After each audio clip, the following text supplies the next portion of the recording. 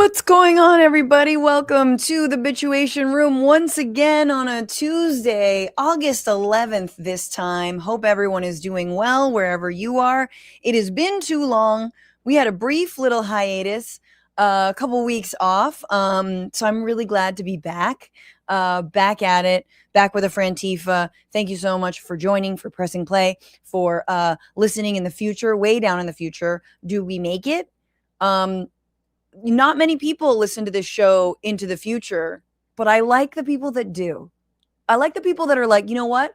I'm here for the interviews that happen 40 minutes in. I see you. I love you. And I will be reading the people that I see and I love comments at the end of the show. We've got such a great show. Twitch streamer, cultural commentator Caroline Kwan is back. Very excited to get into the Abdul El-Sayed victory, the continued freakout over Hasan Piker, this time coming from Joe Scarborough, and then AOC's journey with IVF and the right, freaking out about it. What do we think? Let's talk about it. We will also get into Woke 1.0. I'm going to talk about that. And then later in the program, former FTC Commissioner who is now on a tour, effectively raising awareness and speaking with people directly impacted by this potential merger of Paramount and Warner Bros. Yes, the Ellison takeover nearly complete over everything you consume. Alvaro Bedoya is going to be joining me later on to talk all about that and what that means for the industry. So if you are here, you like and share the stream, you're doing all the things, you're palming the keyboard, you remember that this fall, Francesca Fiorentini is out of the studio, into the streets. I'm going to be touring with the Bituation Room in Minneapolis starting August 20th with comedian Liz Winstead, State Senator Zainab Mohammed, as well as my husband, Matt Lieb, comedian and co-host of the Bad Hasbara podcast. Then we're off to Seattle, September 4th and 5th at Laughs Comedy Club. And then in Portland, we're bringing the Bituation Room to Helium Comedy Club with confirmed guest Mike Figueredo and more. So stay tuned for that. I hope to see you there. And then Los Angeles, October 4th with guest Emma Vigland at the Lodge Room. That is a 1 p.m. show. Tickets, again, available everywhere you consume this. Philadelphia, October 13th and 14th at the Punchline. And then Brooklyn for some stand-up at the Bell House on Thursday, October 15th. Get your tickets. Don't say I didn't warn you. I'll be putting ads out on Instagram and shit, so people will be like, hey, you should come to Minneapolis. I was there. I will be there. I'm very excited to be there. All right? We had special flyers made. They're beautiful. I'm kicking an ICE agent in the head. It's great. But yes, so catch me there. And of course, this is just part of the show, guys. There is supporter-only content that I call Hot Button. That's my new series. My interview series, live and in studio. Hot Button available for patrons, for members on YouTube, and for people who support the show on Substack.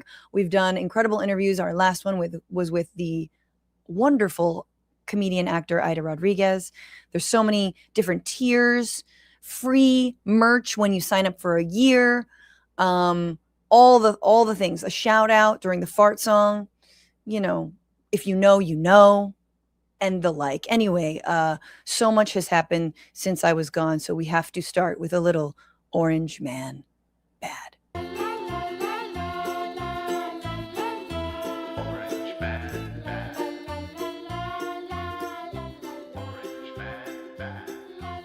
This week on Orange Man Bad, Todd Blanche, Trump's former personal attorney and man who got Ghislaine Maxwell into a minimum security prison, and man who told Sean Hannity that if Trump wasn't elected in 2024, people would have gone to jail, has been confirmed as the new Attorney General, or as I call it, America's top dingleberry.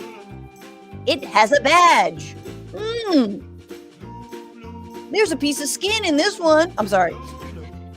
An 8,000-pound piece of debris from Elon Musk's SpaceX rocket crashed into the moon at a speed of 5,200 miles an hour, creating a crater next to the Copernicus and Kepler craters They're calling this one the Daddy Never Loved Me traitor, with resemblance to the hole in your own soul. I'm turning this down so you can hear the brilliance. Stephen Miller is the cuck we all knew he was, as we learned that disgraced congressman and alleged rapist Eric Swalwell had an affair with then 22-year-old Katie Miller, Stephen Miller's current wife. Oh yeah.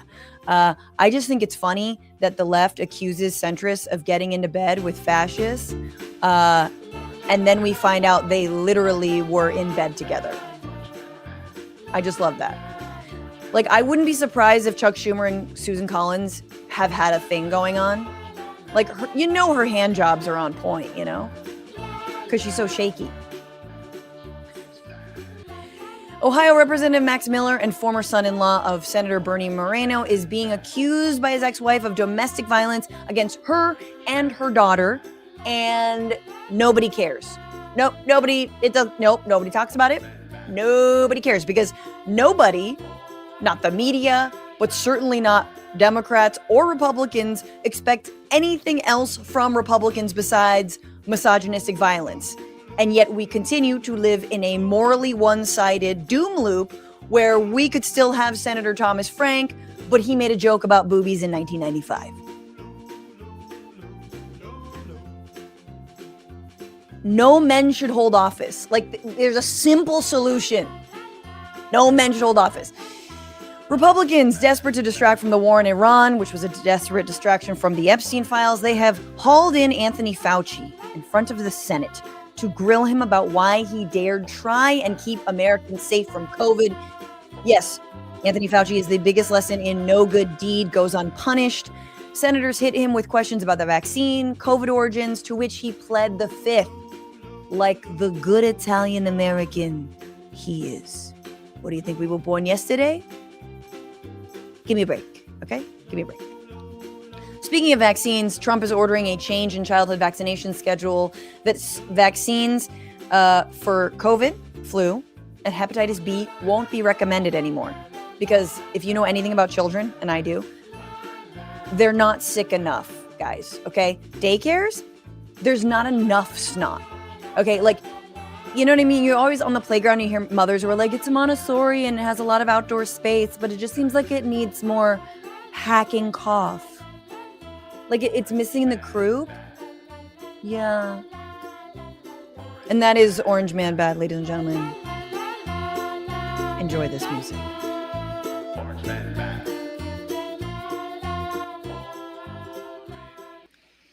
All right, that's enough of that, you guys. Let's get into it. So many things happened this week. This is What Are You Bitching About?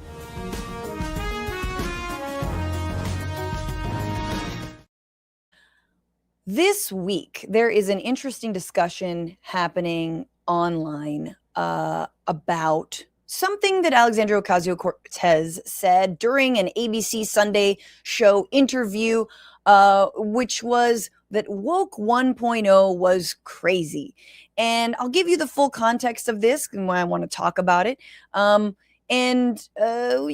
can all talk about and think about what she might mean here.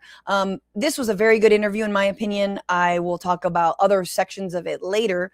But this is sort of making the rounds because it seems and feels like maybe AOC is throwing the Black Lives Matter movement under the bus. And she does it when she's talking about today's election of Wisconsin's governor, possible election, but the gubernatorial race in Wisconsin, in which Francesca Hong is leading.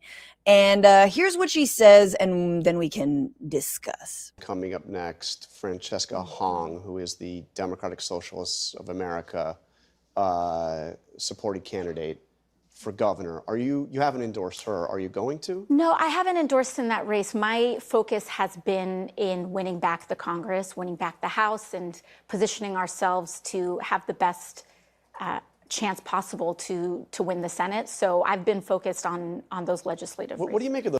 Okay, so there we go. She's not focused on it. That's fine. It's totally fine. I'm not asking her to endorse Francesca Hong, but there's just, that sets the table. Like, I'm not really that focused on it. That should really be kind of the end of the conversation. But of course, because it's mainstream news, we got to press it even further and talk about how Francesca Hong says Thanksgiving is painful to, I don't know, Native Americans? Endorsed in that race, my focus has been in winning back the Congress, winning back the House, and positioning ourselves to have the best chance possible to win the Senate. So I've been focused on those legislative races. What do you make of those controversial statements? I'm sure you've seen. I mean, she's, the Thanksgiving dust up. She says she doesn't, still believe that, but the abolished prisons, abolished police, which is also positions that have been taken by a lot of the progressive candidates who have won. How do you?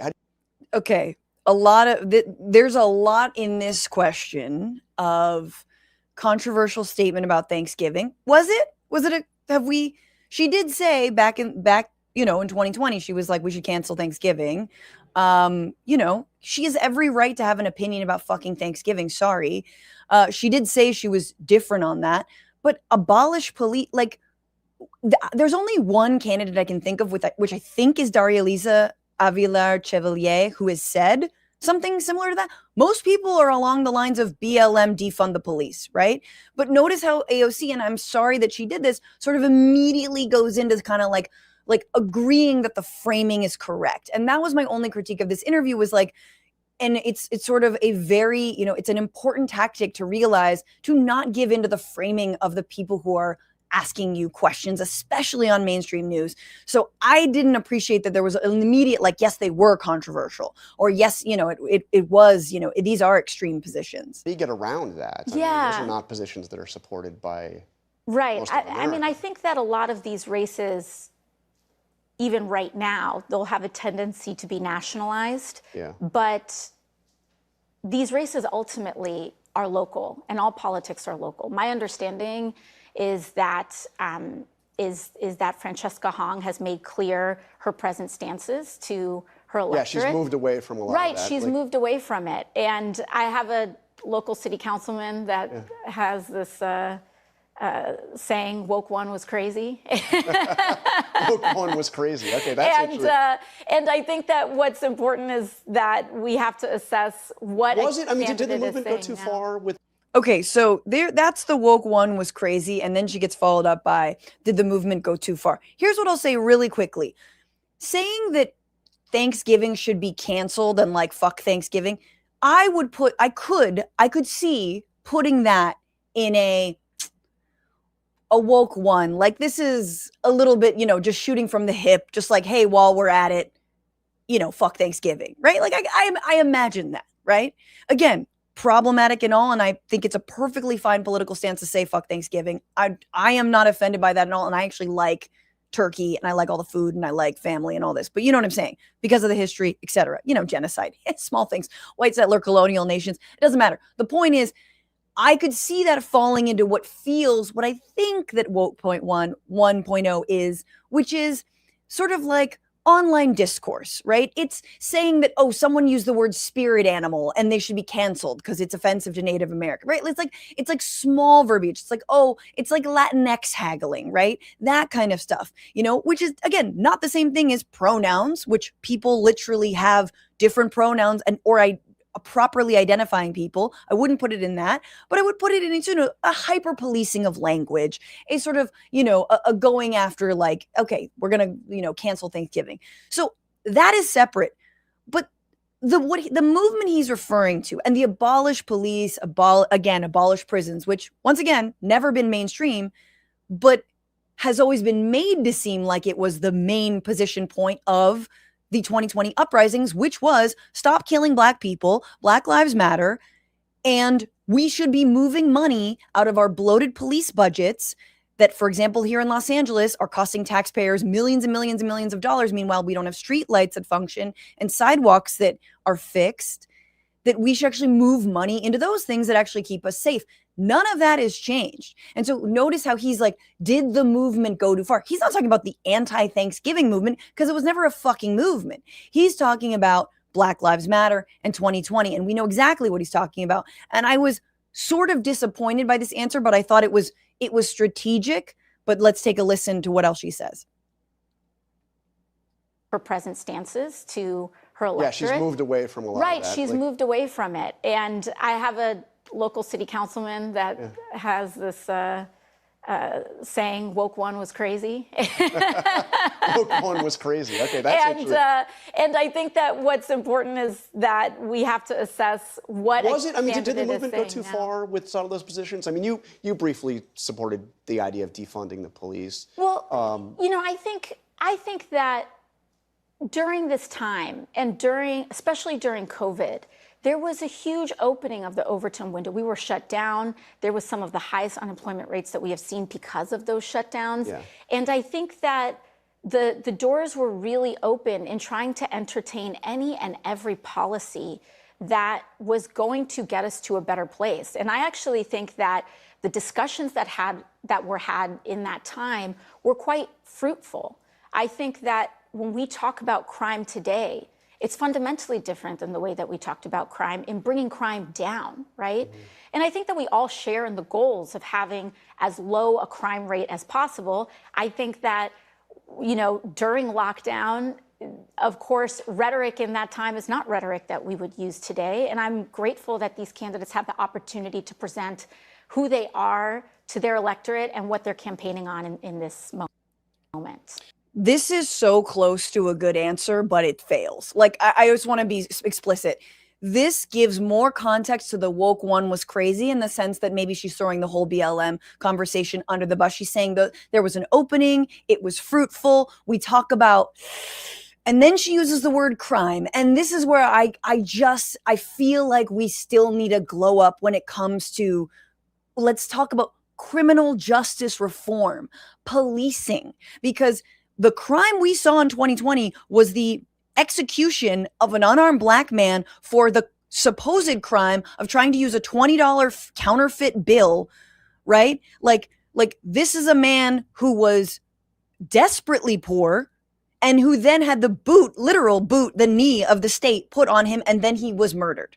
Okay, so at a time when the right is trying to resuscitate the reputation of Derek Chauvin, to then fall back on this is about crime, because then the crime that we saw was the repression of the BLM movement by the cops. Look, I was emailed the other day recently by a cousin of a young woman who was murdered in Seattle. She was killed by a car that ran into her and murdered her because she was protesting with other Black Lives Matter protesters in July 4th of 2020. He reached out to me recently because I had made commentary and said that my heart goes out to that whole family. And he was like, thank you for saying that and keeping, her name, her name was Summer, remembering her. And I think she goes by she, her, but it may be they, them. Like, thank you for keeping them in your thoughts. And like that kind of violence that we forget about happened and still happens. For example, in Wisconsin, July 22nd, we saw the videos. Police officers restrained an unarmed black man, and one of them took out his gun and shot him in the chest and killed him. His name was Corey Ruiz, and four officers surrounded him and handcuffed him. Restrained him. And then one of them killed him. Okay, so look, if you want to say woke 1.0 is performative and empty identity politics, absolutely. Woke 1.0 is kneeling in a kente cloth and doing nothing about policy, Nancy Pelosi. Woke 1.0 is Amazon Prime putting a little Black Stories carousel on their homepage. Woke 1.0 is saying that internet dog piles equal justice, right? No.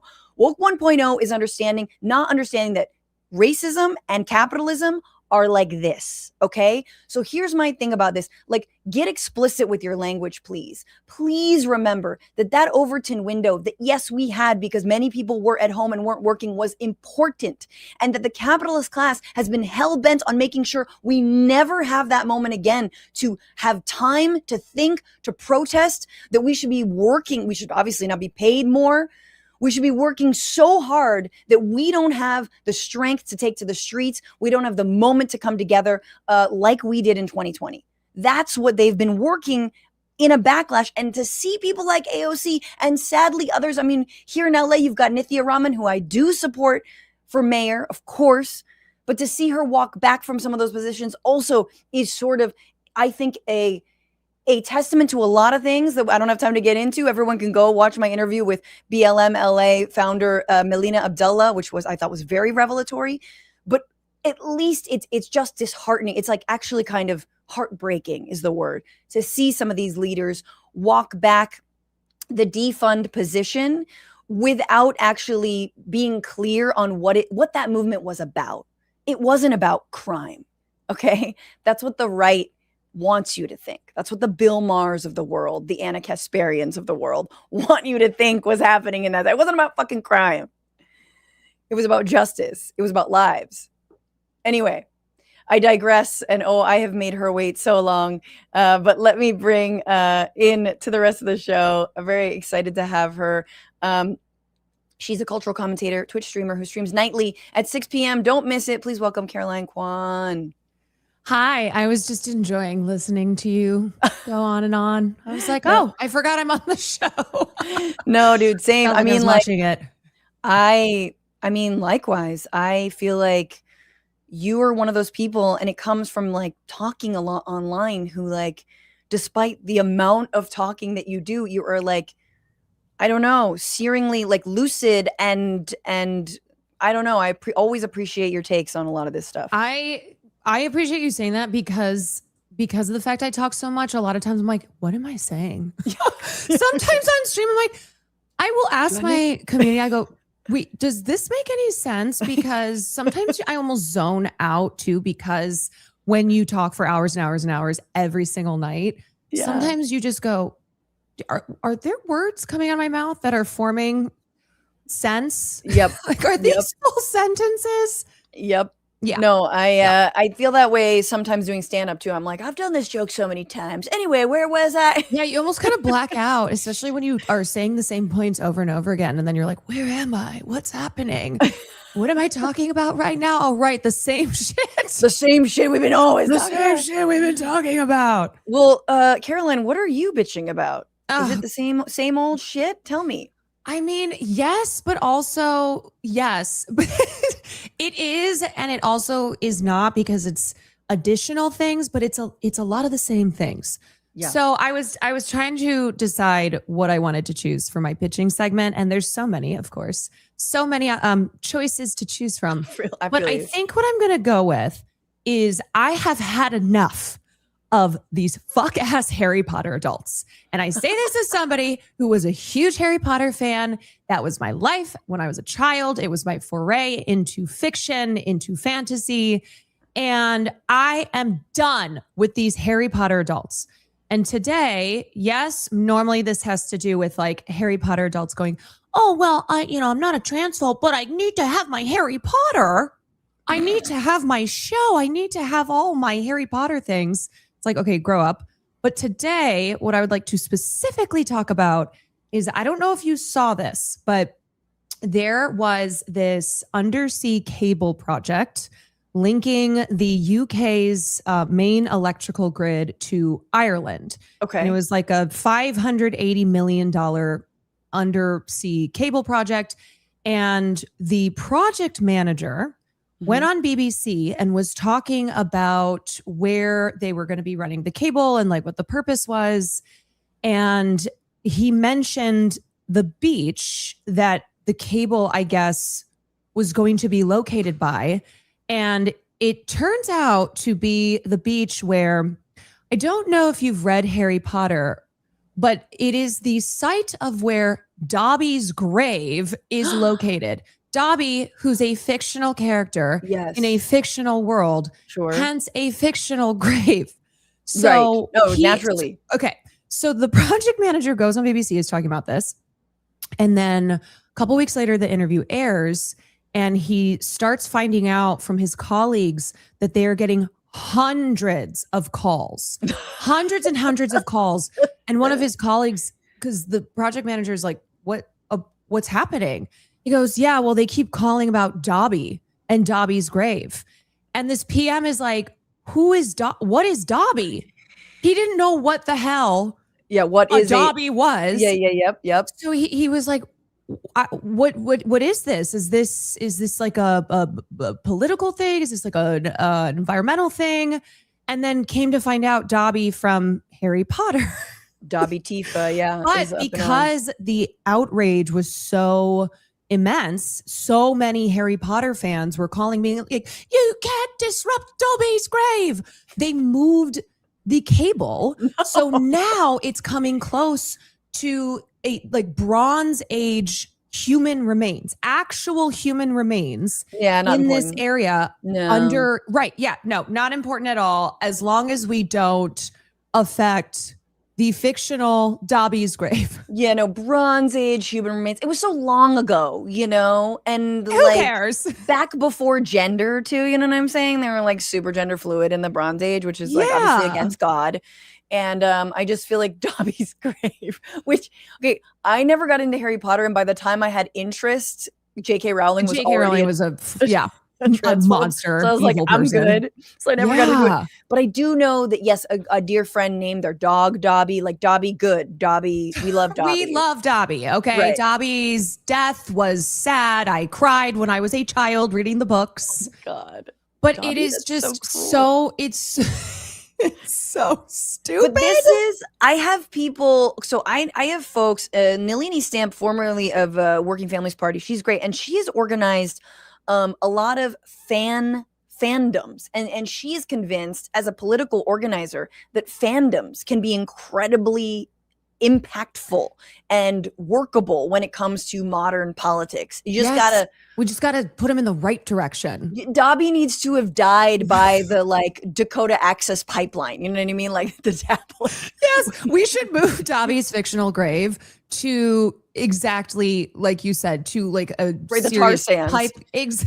And then have Harry Potter fans be protesting that. Yes. But the other thing is that apparently this beach, they've already had issues in the past because this is this is like an ecological site. So it's very what's the word I'm looking for? It requires protections. And so the company that owns and operates the land, it's like a charity group, National Trust, I think. They have in the past begged Harry Potter fans to stop setting up memorabilia for Dobby. Like they put socks, because I know you didn't read Harry Potter, but that's a thing in Harry Potter where Dobby gets a sock. Dobby is free. And so Harry Potter fans keep putting like socks and all of this crap on the beach to commemorate Dobby. And so the company that runs that operates this land is like, hey, this is a fragile ecological site. Please stop putting junk here. And Harry Potter fans are like, no, no, we Please shan't. stop putting your socks. Let us lay a bunch of cable lines right through the beach and into the aquatic life. That's better. Right. I know. But that's really funny. Anyway, that was the latest, but just I have to briefly mention too, since we're talking about Harry Potter, Belle Powley, who is playing Aunt Petunia on the show, yet another actor who's come out and been like, look, I don't agree with J.K. Rowling's views on trans people. It's like, oh, that's great because, yeah, she's a fascist who's using her billions to systemically disenfranchise and destroy trans people's lives. So I'm glad you disagree. But she goes, but I love Harry Potter. Yep. Okay. I mean, and you're going to be enriching J.K. Rowling by being on this show. The show is, I mean, there's no relinquishing of rights. This is straight up, and you're right. Like she's invested a lot of money into transphobic hate. So yeah. I don't think you can have it both ways. No, you can't. There is, and before anyone's like, there's no ethical consumption under capitalism. This really is an example though, where there is truly no ethical consumption of Harry Potter. There is no separating the art from the artist, because the artist, who is the primary intellectual property rights holder, has publicly stated, thank you for continuing to support Harry Potter. I am using this money to fund my anti-trans advocacy, like legislation that is passing directly because of J.K. Rowling's enormous capital and cultural and political influence. Meanwhile, she is bragging about it. One of my favorite J.K. Rowling things, and we can move on, but is that in the Epstein files, she gave him 2 free tickets to Harry Potter's The Cursed Child. Yeah, on Broadway or whatever, and then in the Broadway of London that I'm forgetting the name of. Yeah, it's like, J.K. Rowling, who cares so much about women's rights that she frequently supports male abusers like Marilyn Manson and Johnny Depp and Tristan Tate. She even had a lovely conversation with. It's honestly now to a point that there is no prominent male abuser, rapist, trafficker that J.K. Rowling has not sent flowers to and had a nice interaction with. It's wild how much fucking TERFs hate women. Like, yes, but more to the point, have very specific, and that makes sense, like ideas of what a woman should be, you know, and like I guess anyone who wants consensual sex is one of those people. But yeah, I didn't know how far she'd fallen. I feel like she is evil. Truly evil. She's fucking evil. There is no getting around it. And honestly, Support when it the comes fanfic to that has come out of there's like a bunch of fanfic writers, and there's ways to support them. Another friend of mine is into Harry Potter smut, and so go read that. Right. You don't need to keep putting money directly into JK's pocket, which she is then using to literally harm trans people who are real, and Harry Potter is fictional. So just remember that. Trans people are real. Harry Potter, Dobby, is fictional. If those organizers could make the phone calls to, you know, children's hospitals that are not offering trans-affirming care, gender-affirming care, that'd be sick. That'd be sick. Harry Potter adults, let's mobilize for good. Dobby died in that hospital. Dobby died to advance socialist causes. Fuck yeah. Speaking of socialist causes, let's get into the week and talk about the victory of Abdul El-Sayed. This is the week where.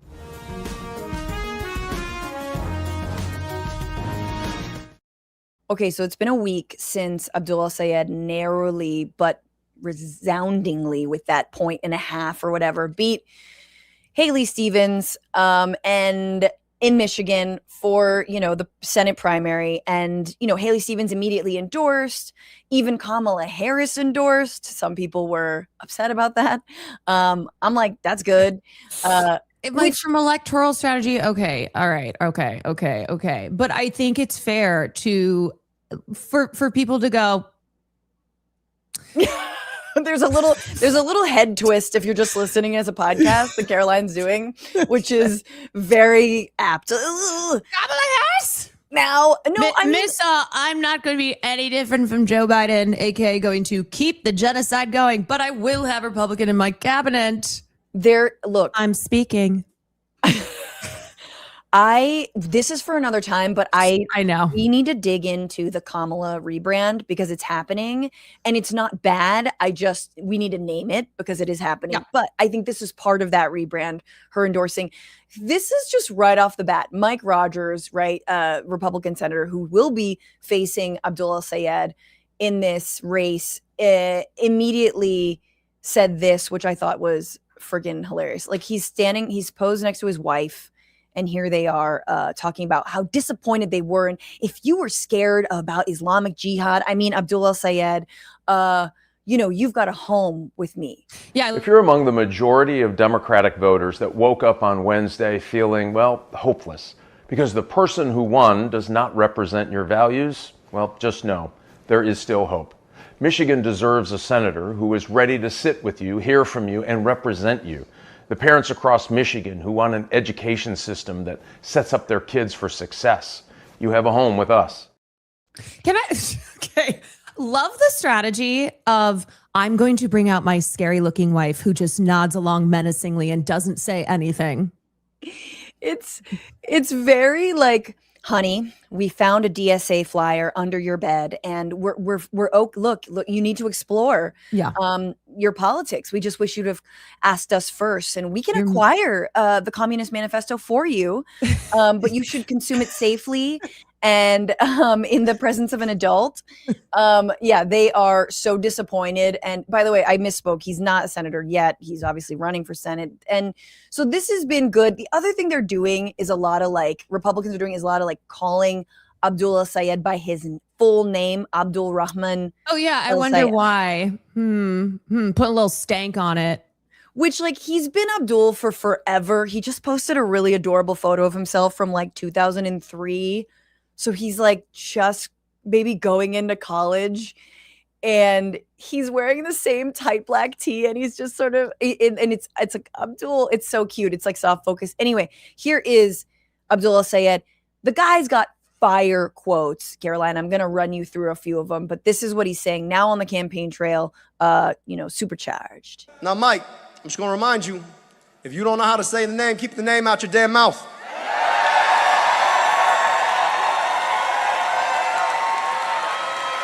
Or just call me Abdul. But I got some opinions about his name. See, it's very fitting for him, Rogers. Because that's his answer every time a corporation or Donald Trump tells him to do something.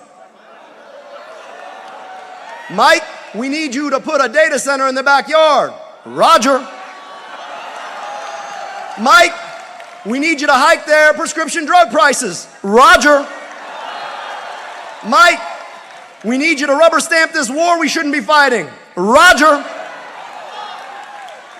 Mike, and this one's Donald Trump. I need you to lick these boots. Roger. What I will say is he has the challenge from just the fact of being a Muslim man of going, hey, I'm a guy. Like, I'm just a guy. I'm an American. I'm a Michigander. I am a regular, everyday guy who cares about healthcare, who cares about grocery prices, who cares about making life for Michiganders more affordable. But that's the task, right? He has to seem relatable because he is relatable, but he's going up against institutional Islamophobia. He's going up against the, centrists and the right who are very much trying to send the message that no, he's not a regular guy. He's a scary terrorist. Yeah, he's got to prove that he's one of the good ones. Yeah, he's like, I'm just like you. Exactly. And he does it so well. And here so this was the big thing, right? Like Donald Trump tweeting out, speaking of Islamophobia, these two images and saying of two very different Americas, and it's him and his wife and with Melania, and then Abdul Rahman Mohammed El-Sayed, and then Abdul El-Sayed with his wife. And as if like, again, two very different Americas. And again, the sort of like the way in which he responds to this, I thought was brilliant. I believe it's this one here. He's so calm and collected and on message. President Trump last night, he posted on social media a photograph of him and First Lady Melania Trump in formal attire, next to a photograph of you and your wife. You appear to be in a restaurant booth or something. Your wife is a psychiatrist. She's wearing a hijab. The caption was two very different Americas. What was your response when you saw that? Yeah, he's right. One in which your overlords are two people who don't like each other but joint in the interest of making billions of dollars off of you, or two people who genuinely love each other, enjoyed some pancakes together, want to come together to build the kind of America where they can raise a family and know that that family is going to have the good things. So yes, you got two different visions of America. Donald Trump's vision is the one you're living in right now. Can you afford your gas? Can you afford your groceries? Do you believe when you look your kids in the eye that they're going to have a better future than you did? And Sarah and I are running because when we look our daughters in the eye, Amelie and Sirine, we want them to believe that they're every bit as able to have a better future than the one that they could have had under the Trump administration, that they can live together with their sisters and their brothers in America in a way where they lock arms to build the good things that they deserve together, where they know they'll have the health care that they need and good jobs, and that they don't have to go 15 minutes and know that there are kids who live 15 minutes away whose lives are very, very different than theirs because we've been for far too long okay with a level of inequality in this country. I want them to live in an America where they can breathe clean air and drink clean water. And actually, Sarah and I like each other. I don't know about the First Lady and the President, but from what I've heard, it's a bit of a rocky road. Okay.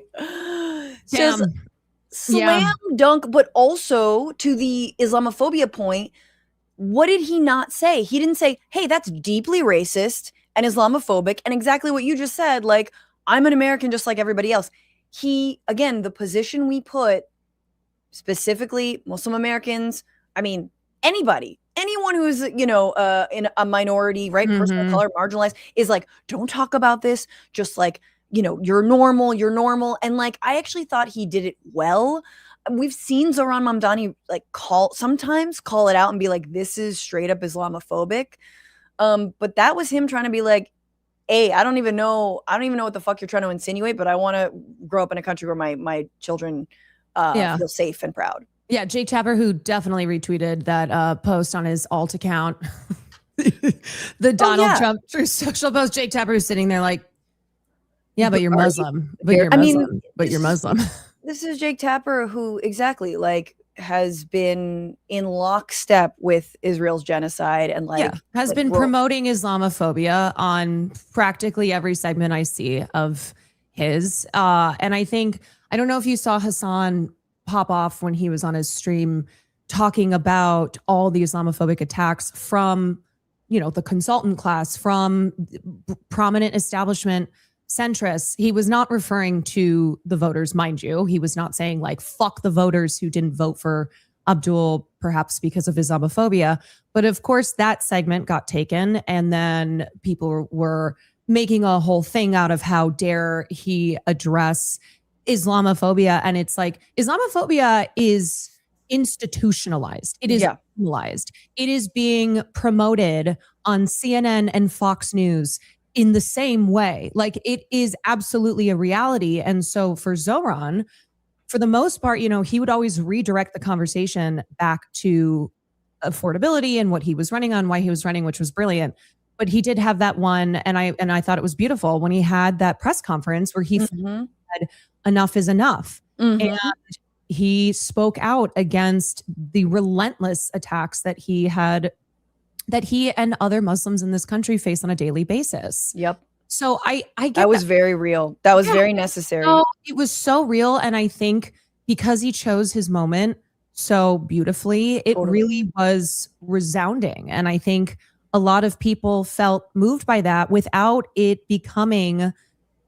capitulating to these attacks in a way where you're always on the defense, because that's what happens. Like with these attacks, it's intended to put you constantly on the defense where you are defending your own identity. Yeah. I mean, and what's so interesting about, and this is the thing that centrists don't have, it's that centrists don't have the Medicare for All platform and actually a plan to get it done.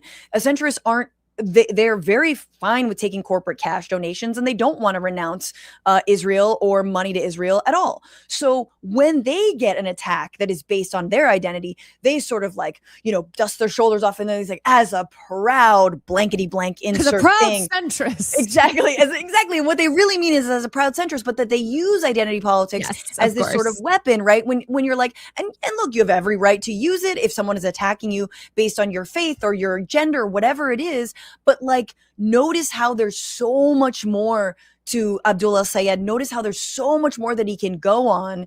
And kind of like Zohran, okay, but like by question 5, I mean, we might see El-Sayed in the next month basically be like, all right, enough, stop it, I mean, it's identity for me, but not for thee. And I think honestly, this has been a problem with what the perception of identity politics is, because it has been so cynically co-opted by centrists and by the establishment, where they pull the identity bullshit when it comes to a Kamala Harris, for example. Right. Oh, you don't like Black women. Oh, you're anti-Black. When it's like, the attacks are not on Kamala Harris because she's a Black woman. The attacks are on Kamala Harris because she's a status quo corporate centrist lib who made it very clear she was going to continue as is. Mm-hmm. And so it is always the weaponizing of identity by the corporate centrist party. Yeah. But then as far as like what real identity politics is, unfortunately, it has gotten so muddied, and people are, kind of roll their eyes at the mention of identity because of that cynical co-opting. Absolutely. 100% agree. And before we move on from this, there's a lot. Look, I think Abdul, we can talk about it another day, but his clarity around explaining what Medicare for All is, I think has been beautiful. And actually hearing somebody break it down and be like, look, I'm advocating for your wages to not be as garnished as there. Let me just play you a little bit of this and then we'll come, because it's so good. Well, you know, some Americans worry, though, you can only make Medicare free and universal if you increase taxes. So if you are elected and make this push, would you need to increase taxes? As I've said across this campaign, I am for taxing billionaires their wealth. What about people who And make less for than $1 the billion and average less person- than $1 million, though, Dr. El-Sayed? What about people making less than $1 million?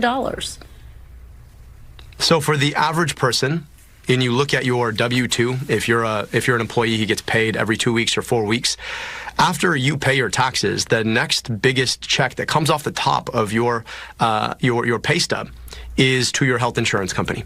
So imagine, instead of paying that to your health insurance company, whose CEO makes $20 million a year, instead you paid a little bit more in taxes for healthcare that you wouldn't lose if you lost your job or turned 26 or got married or got divorced. I think all of us would be a lot more interested in that kind of a system if we knew that our healthcare would be free at the point of care. Just like, these are the questions you should ask them. And it's the same. Oh, what about, how are we going to pay for it? And you're going to raise taxes? No. He's not. That's not what he's talking about. And like, again, even people who are making, like, I think the other thing of this is so funny. It's like, you make $100,000, you make $500,000. Sean Hannty's grilled Oliver Larkin the other day about, people. You mean Scott Hannity. Scott Hannity. Is that his real? Wait, no, did you see when Chris Robb, I think it was, went on and called him, like, purposely, I think, called him Scott. It's Scott forever. I don't care. Scott Hannity. And it's like, people making $500,000. Yeah, that's a lot of money. But also, you are in like a much more fair tax bracket. Like, you pay way more in taxes than a millionaire or a multimillionaire or a billionaire. Like, Yes. This is what I'm saying about those fucking like $500,000 a year people have way more in common with your fucking Uber driver than you do with like the billionaires. And small businesses would get a boost because they don't have to pay, health insurance for, their 10-person staff or whatever. Like, you would see your wages garnished less. You'd keep more of that. Like, imagine being like, oh, I'm paying this in taxes, but I'm keeping this much more of my salary, my wage, whatever it is. Like, that would be huge. Also, Sergey Brin just spent $100 million to fight the billionaire tax. That is absurd. That man has the capital to spend $100 million in fighting a billionaire tax. So you tell people that and try and then go, well, how are we going to afford Medicare for all? And it's like, oh, well, you've got these billionaires who have $100 million to spend in fighting a billionaire tax. So yeah, there's the money. Yeah, and the other thing, it's like, anybody who lives under this system knows how much healthcare sucks. That is why Medicare for all is very popular in this country, because anybody who has had to deal with the health system, which is all of us, knows that you spend so much money. It is such a pain in the ass. The waiting periods are so long. It is a nightmare. And it is all driven by these companies that are in it for the profit. So it's why the fear mongering around Medicare for all. Well, how could we pay for that? Well, what about all the whatever propaganda? People, it doesn't work on people because they experience this themselves. They don't have to look any further than their own day-to-day realities of dealing with insurance, dealing with the medical system. I mean, why is Luigi so popular among both the right and the left? It doesn't matter. Exactly. But like, we have to move on.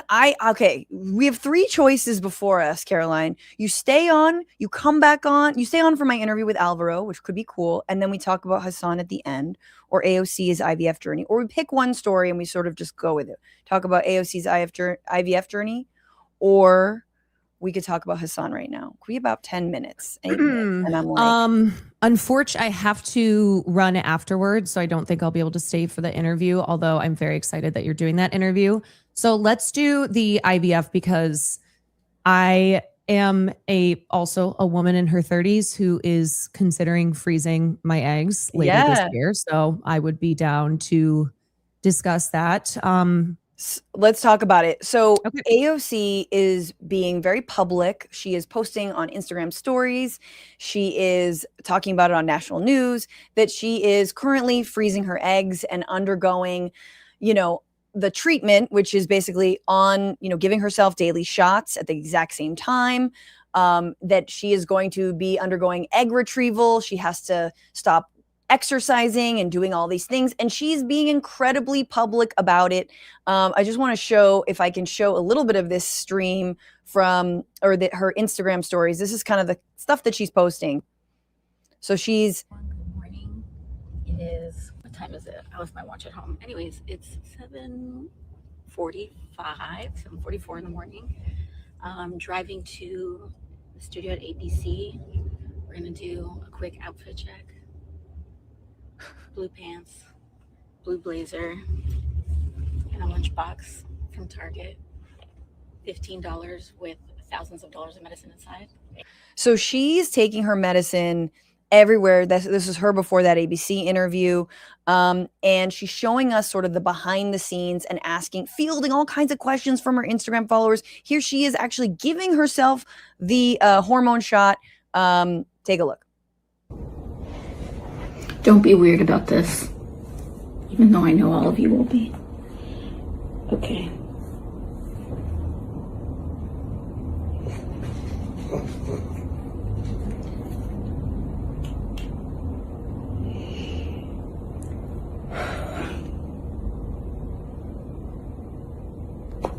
That wasn't so bad.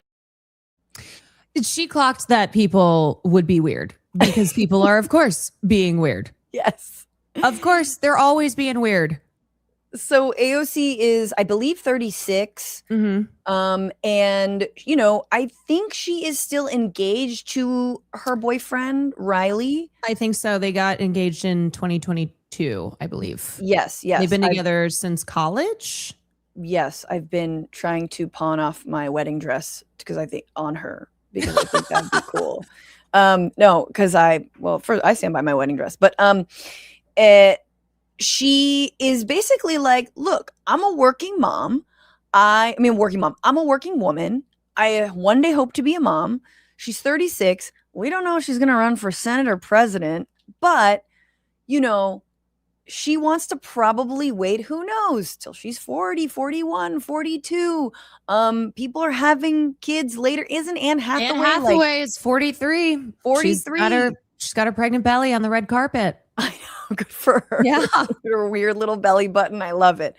I have had a kid, and don't plan on having more, but I have friends who went through this and are going through IVF. It is incredibly invasive. It is difficult. It is painful. It's expensive. AOC says she's spending $8,000 to $10,000. It's not covered by her insurance, but she found a place, I think, for that was sort of more affordable or whatnot. So she's kind of putting it all out there and on blast. And I, as someone who maybe can be, a little judgmental of some of the older women that we have in Congress who kind of take up a lot of space, this is like what most millennials are dealing with is, should I or shouldn't I freeze my eggs? And, older Gen Z.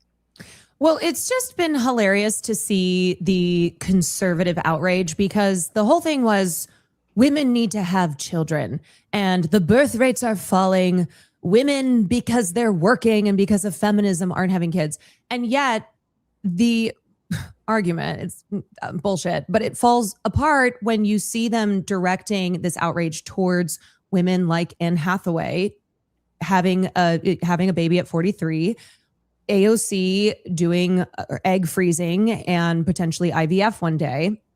And so the whole thing is obviously not just women having children, it's women having children young. It's women being in the home, not out working, not out engaged in public life, because that's really the conservative right-wing agenda.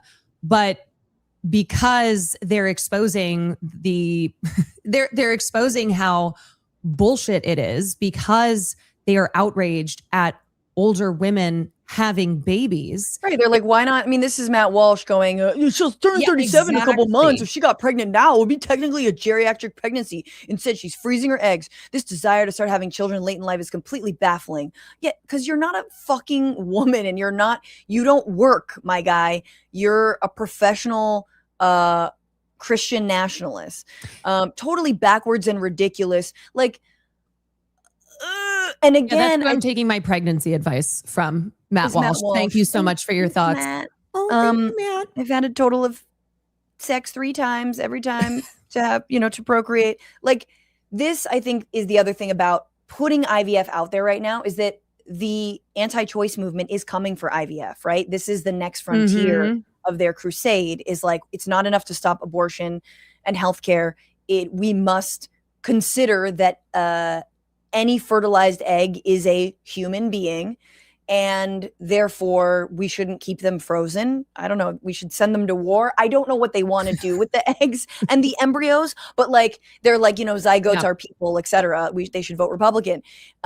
So this is also part of pushing back against that fucking tidal wave of anti-choice psychosis that is absolutely targeting fertility clinics, and precisely for your thing. And it has to do also with a little like that, this kind of social Darwinism and soft eugenics, which is like, also, if you're infertile, you're infertile. And like, it doesn't matter. Like, you shouldn't have kids. You know what I mean? It's on God. Like, if you can't get pregnant, that's on God. Yeah. It's supposed to be the most natural way of reproduction, blah, blah, blah. They are freaking out that for the first time, the teen pregnancy rate is lower than women over 40 having children. Yes. And it's like, well, because they're trying to put the entire cat back in the bag of the feminist movement. And you're like, sorry, buddy, the economy is such shit that you can't do that right now. You need women to work. But yeah, you're right. It's about control. I'm glad she's doing this. I hope we have more conversations about like healthcare in general. I mean, the fact that it is so expensive, because the $8,000 is just for the process of freezing. And then on top of that, to thaw the eggs and go through IVF, which typically you have to go through multiple rounds. That's right. My understanding of it. That is additional thousands of dollars more. So it is incredibly expensive. And it just speaks to, again, in this country, as women are demanded to have children, right, to reproduce, there is no support for that. There is no domestic support. There is not universal childcare. There is not anything to make this an affordable thing. So you are disincentivizing people to have children because it's so expensive. And that is why women one reason they're waiting till they're older is because they are having careers, and they are waiting to get to a point where they are comfortable enough in their career, which typically means like at the end of their 30s and now sometimes into their 40s. Or you just come to just like what I did, it's like when you're not comfortable in your career, but you're like, the window's closing. So you're like, I'm not going to freeze my eggs because I'm a little bit over that age, but I'm just going to see what eggs I'm working with now. And then, miracles Let's can just happen. send it. Exactly. That's a little bit. That was my attitude. Let's send it. See if it does anything. And then you know what? It's crazy. You can't send them back. I was promised by MAGA the abortion after birth, and I've been trying, and it does not work. Yeah. And IVF is really egg freezing IVF. It's an insurance policy, but most women don't actually end up utilizing their frozen eggs, because it really does serve as it serves as an insurance policy, right? Because people do try and get pregnant via, I guess the usual way, and so they don't end up even using, going, well, here we go. Yeah, going, running the turkey baster across the hall. It's been done. Caroline Kwan, thank you so much for joining me. Where can people find you, watch you? I am on Twitch just about every night, starting at 6 p.m. Pacific time at Caroline Kwan, my name. And otherwise, Twitter still. Still on Twitter. Still on, I guess, Instagram, YouTube. Beautiful. TikTok. I was shadow banned on TikTok for months and didn't realize it, but I think I'm back now. The Ellison. Oh, are you? Okay. I think so. I'm thinking I'm back. But it was so good to come on. I'm sorry I can't stay for your interview. But you don't worry about it. I will bitch about Hasan later. Or not about Hasan, but about the Hasan well, freak I'm out. actually the one who's feeding Fox and CNN and all these outlets all the tea, all the insider info. I knew it. Me and his mom, we've banded together. We're his biggest ops. His mom's like, I just want to see him more. So you should have him stop. You should ban him from Twitch so I get a day with him. Caroline, thanks so much. You take very good care. You too. I'll see you next time. We'll see you next time. And let me bring in my next guest who's been waiting so patiently. A senior advisor at the American Economic Liberties Project, previously a commissioner at the Federal Trade Commission. Ever heard of it? From May 2022 until he resigned in 2025. Please welcome Alvaro Bedoya. Alvaro, welcome. Francesca, good to see you. How's it going? Good to see you. Your audio is a little bit low. A little bit low. Let's see. I think, is that better? It's beautiful. Yeah. All right, perfect. Excellent. Sorry about that. No worries. No worries. Thank you so much for being here and making time. We've been wanting to talk to you for a while as this imminent, massive Paramount-Warner Bros. Merger comes down the pike. But first of all, those are big credits you have, my friend. If I can call you that immediately, please tell me. I accept. Who are you? What's your background? How and why did you get into the FTC? And who and how were you forced out of it? Sure. Yeah. So I'm a tired dad living in about an hour 15 north of DC. But for our purposes, I was a commissioner at the Federal Trade Commission. And for folks who have better things to do than look up these acronyms, this is the agency that's supposed to protect Americans from monopolies, ostensibly together with the Department of Justice. So, massive supermarket chain over here wants to buy the massive supermarket chain down the street, jack up the price of milk and eggs and beef even higher. FTC are the folks who jump in and stop that. And so we're supposed to do that without regard to party, politics, how much people donated to the president, whether they cut a special documentary for the first lady. And as it happens, on Inauguration Day, if you can just picture that image in your mind and all those fine gentlemen, fine billionaires, trillionaires, whatever they are behind President's shoulder, I was, together with my colleagues, suing Jeff Bezos in not one but two cases, enforcing a privacy consent decree against Elon Musk. New York Times reported we were investigating OpenAI, Mr. Sam Altman. And also we had Mr. Zuckerberg. We were suing him in court to try to undo this Insta WhatsApp merger. I could go on and on, but basically I was being a real pain in the ass to the billionaires funding this president. And they decided that maybe this guy should go do something else for a while. You were working with Lina Khan? Yes, of course. Yes. So she was chair. I was a commissioner serving alongside her together with my colleague, Commissioner Rebecca Slaughter. That's right. So, I mean, I don't want to get too much into but how many of those cases actually have continued on? All right. So a lot have been, surprise, surprise, settled on not as great terms. The one I like to point out is we had what I thought was a really important lawsuit against Amazon because they basically made it impossible to unenroll, disenroll, unsubscribe from Prime for a couple of years. So much so that there'd be a blue button that says unsubscribe from Prime. And then underneath it would be a gray line that said, no, I'll just take my free, I'll just take my free shipping. No. And you might think that most people are like, blue button, that's what they want me to do. If I do gray button, that's not what they want. If you click the gray button, you're still subscribed to Prime. A lot of people are watching the Odyssey. You might have heard of this other one called the Iliad. They actually named their UX, their flow, for unsubscribing the Iliad flow because it was 6 pages, 14 clicks. And so anyways, so we sued these guys and we did this unspeakable thing, Francesca, which is we sued the Harvard Business School graduates who we alleged made this possible at Amazon by name, which is not something you're supposed to do. It's very impolite. And so, of course, this was settled and the executives got off with no fines, no demotions. Obviously, none of them were fired, no monitoring, nothing. They got the legal equivalent of an Amazon gift card. So that'll give you a sense of what happened once they pushed us out.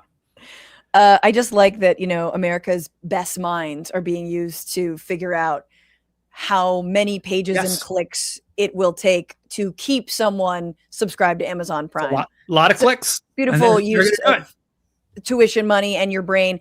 But okay, let's talk about the Ellisons and the Trumps. I mean, you made reference to it, but obviously Skydance, which was David Ellison's company, acquired Paramount last year. Right. And then they're now gunning for Warner Brothers. Yeah. I just want to put up this. I think this is accurate, but there might be more. The sort of Ellison media empire if Warner Brothers is acquired. So it's HBO Max and CNN, which are kind of the big ones. Obviously, we know CBS and CBS News and TikTok or have already been theirs. You've got Comedy Central, TLC, VH1, BET, everything. Basically, I mean, nearly everything here. Yep. What is the relationship? Just a refresher of between the Ellisons and the Trumps. So there's a lot, so I won't cover all of it, but it is a close relationship. You know, Larry Ellison and his son, especially Larry, have given a lot of money to the president when the president wants to have a big number to announce at a White House ceremony about build out of AI or whatever in the US. He gets Mr. Ellison, Larry in there. But right now it's a really thirsty, I'm old, so maybe I'm using this wrong. It's a really thirsty relationship, I think, because the Ellisons really, really, really, really want Donald Trump to bless their merger. And so they've done all these things from, let's say, pushing the owners of Paramount of CBS, to settle this lawsuit, this crazy lawsuit that Trump filed for $16 million. Right. With a side deal of another $10 or $20 billion in free stuff for the president. They literally, according endless to logins. Yes. Well, there's all this reporting saying that Larry and David would just call up the White House and say, hey guys, if you let us buy this, we're going to change CNN top to bottom, like Aaron Burnett, you name the anchors, they're gone. Right. And then the last, there's a gazillion things, but the last hilarious thing for me in a dark way is they held a very elaborate banquet in honor of the Trump White House and the First Amendment, which very much go together. And they had the head of the Department of Justice there who was reviewing the deal. And just to put this in context, if I got a Panera bread bowl, from the pharmaceutical companies who we sued, or Kroger or Albertsons, I would have had, let alone a Panera banquet, in my honor, I would not have been able to sue those companies. I would have to recuse myself because they're giving me free stuff. Of course. But no, those rules don't apply to DOJ. And so the relationship right now is just it's a pick me relationship. Maybe that's the one. It's just yes.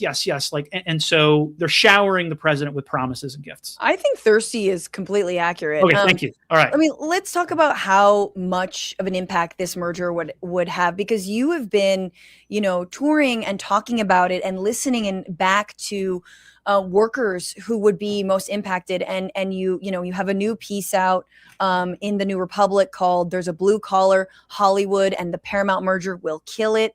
Talk about that article. Talk about who we are talking about when we mean, creatives and Hollywood workers, because it's not just A-list celebrities. Exactly. So when first of all, merger is not a word that gets the heart pumping, right? Okay. Media merger sounds like you're stapling something, right? It's just not super compelling, right? And then the little coverage there would be liberals don't like, Ellison family merger. Or once this amazing thing happened, which is all these creatives, actors, writers, directors, blue collar workers, who actually make the film happen, the craftspeople, sign this letter saying, we need to stop this. And by the way, this is very rare, because usually when there's a merger, most people, except for some labor unions, or sometimes some trade groups like the farmers union, they're pretty quiet because they're afraid that if we speak up now, we're going to get screwed down the road. Right. So even then, though, the coverage was it's MAGA billionaires versus Hollywood heavyweights. And what people don't understand, if you're not close to this industry, is that the vast majority of people in Hollywood are not rich. They are blue collar workers. And they're a lot of them, and I don't know if the exact proportion, but a whole ton of them are not in Hollywood. They are in Jersey City. They are in Atlanta. They're in Miami. They're in Nashville. It's a national industry. It's a blue collar freelance industry. And so what we did for about a month at the American Economic Liberties Project, together with the Writers Guild, Future Film Coalition, Coalition First Amendment, Democracy Defenders Action, big crew of folks trying to stop the merger, is just go to the places where these small business owners, blue collar workers actually do their thing, where they actually make Stranger Things, where they actually make Atlanta, where they actually, film shows, do 60 Minutes, etc. And ask them and the small businesses, what does this merger mean to you? Because we're hearing from a whole lot of folks, with lots of zeros in front of their names. Why don't we hear from you? So that's what we did over the course of those 3 weeks in Atlanta, New York, and LA. And incredibly powerful testimonies too from what you guys have published, of people who are saying they've worked as a writer for 10 years, 15 years, and now they have to career pivot, and they're none of their writing skills on TV and film are transferable to anything else other than exactly what they do, because that's what they've been doing for 15, 20 years or whatever it is. And it's really depressing. I mean, obviously we talked earlier in this program about fanhoods and fandoms and sort of, I do think there is a role to play for consumers of a lot of this media to be much angrier about what is about to fucking happen to the breadth of television and film and the quality of it. But maybe you can speak to also some of that. Yeah, absolutely. So first of all, let's talk about how horrible it is, and then how it changes what we see on television, because no matter if you're an empathetic person or you just like watching good TV, you should care about this. So let's just talk about Atlanta, okay? In Atlanta, not considered, entertainment industry, although all these shows I mentioned, all made in Atlanta. It's a huge film and TV town. Huge. Head of Atlanta, the IATSE, the basically craftspeople's union, comes on and says to me, or says out loud, we got 5,400 members. Usually we have 2,000 of them in arrears right now. Someone else stands up and says, you guys got to realize this is merger number 5 for us. It was Time Warner, that bought all these Turner Broadcasting networks back in '96, I think. AOL, Discovery, AT&T, yes. And so every single time they cut jobs. Yeah. So, 20 years ago, it was 8,000 people working at CNN, TNT, TBS, Turner Broadcasting, right? Like Turner Classic Music. Now, suddenly, it's 2,000 people. And the head of that union stands up and says, I got members who are depressed. Our suicide rate is going up. There was the head of the art department there who, if you look, named Lori Garner, if you look at her IMDb, every amazing show, Watchmen, Stranger Things, Atlanta, Walking Dead, every time there was like a prestige show that came to Georgia, she was on it in the art department. I noticed everyone else is standing up. She stayed seated. Half of her face was limp. And she starts speaking and she says, I haven't worked since 2024, since Stranger Things. Wow. I want to work, but I can't find work. I cannot afford health insurance. And this was clearly someone who was struggling. And it was just story after story. But here's the thing, like, it isn't just these folks who know that they're going to be fired because they've lived this so many times before. It's also going to change what we watch. And so I'll give you 2 really quick examples. We had someone stand up and say, my name's Crystal Lynn Hampton. I was just nominated for an Oscar. And actually, she was very modest. I had to be like, you were just nominated for an Oscar. She was like, yes, right? And so then she says, well, people need to understand, even though I was just nominated for an Oscar, it's not like I have work. I actually don't have work. And what she explained was that as these companies get bigger and bigger and bigger, as they take on more debt, they stop thinking about how am I going to make the next amazing truth-telling, documentary or film that just rocks people's worlds, that changes the way they see things. Instead, they are focused on true crime, celebrities, and cults, right? Yes. And so right before this, like I just checked my Netflix and I went to documentaries, and it's like a documentary about a dog. It's a documentary about what's his name, Manson. It's all that about Rafa. And so, one last example: the last 2 places you can get a quote unquote political documentary done are CNN and HBO. So Navalny, this Russian dissident who was critical of Putin, they did a film about him, won an Oscar, 2022. It was a CNN film that is distributed now through HBO, and you think the Ellisons are going to take over CNN and HBO and make the next Navalny, right? No, they're just going to do, because, when you're $80 billion, they're going to make the next Bibi, all Yes. about the young, Yes. Bibi Netanyahu. Right. Yes. The dashing figure. Yes, they're gonna interview all the exactly. childhood friends in Pennsylvania. No, that's legit. Like, because that's sort of my world, right? Like my friends and people I came up with at Al Jazeera or Vice, and my friends who are like, they've made documentaries, they want to pitch documentaries, and it's like, and for me, most things that I've ever pitched are all unscripted. And that and CNN was one of the only places that did that. Obviously, I'm friends with Kamau Bell, W. Kamau Bell, whose show was canceled on CNN. But like those, anything that sort of connects you to the real world that isn't. I was watching Discovery the other day, and it's like fucking it's like ride-alongs with ICE officers, not even joking, like ride-alongs with CBP, what is TSA, it's all crime, basically. It's boring. It's horribly made. I mean, no disrespect to the people who make it. And it's boring. And it's boring. And like the writers in Hollywood were great about being like, guys, you don't get it. Like you will laugh less, because every time there are fewer buyers for my show, there's one less person who gets it, who gets the joke. And I just got to make it nice and broad, and then someone else stood up and says, hey, you ever notice how like you keep on going back to The Office, or, Curb Your Enthusiasm, or even Friends? Why? Because those were long shows with tons of episodes that were competing with each other. And so they had to keep on putting stuff in there and doing high quality stuff. Now they're not going to compete with each other. And it's Love Island. And the seasons are like 6 episodes long, and they get canceled as soon as they get good. That is where we are headed. Right. I want to ask you about the like specifically the unions. I know you've been working with some of them. You said WGA, right? I mean, I'm here in LA, and the writer's strike was massive, and it's off the back of the pandemic slowdown, right? And then the strikes begin, and then the strikes dragged on for way longer than I think a lot of people thought they would. And there was obviously stipulations about AI, and now we're sort of in 2026, and it's like, oh, just kidding.